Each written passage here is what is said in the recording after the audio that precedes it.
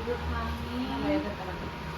Tipong bibig. Tapos, ano, parang tumatay lang ng tibe, no? Kasi isa na lang, be. Isang cm na lang, lalabas na yan.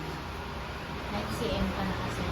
Habaan mo para may ano ka. Tapos, kung umili ka, pwede kang bilang sa isip mo, 10 to 15 seconds, ha? Para at least, ano. Then, pag wala ng sakit, dahan-dahan na bawi.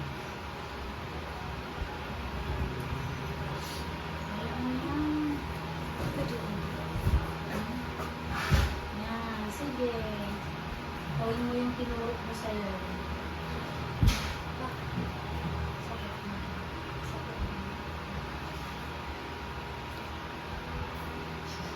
Wala kang mga ano ha, ibang nararamdaman, maliban sa libo.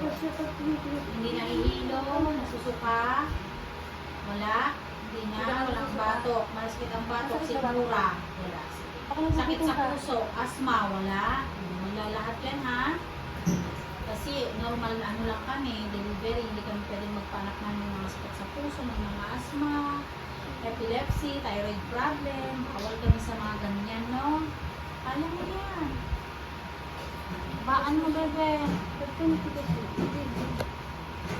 Kaya mo yan. Kasi yung tigas mo. Oo, pag ganyan, ikirin mo. Huwag mo hintayin yung sakit mo para makaraos ka.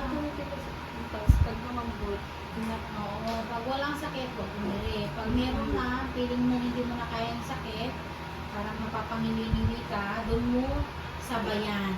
Oo. Para may push siya. Matigas ba ate?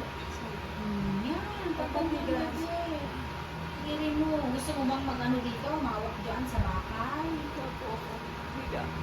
Ay, gusto mo miga. Oh, kasi iba yung labor nito ha. Gusto niya yung nakahiga daw siya mag-labor. Sige.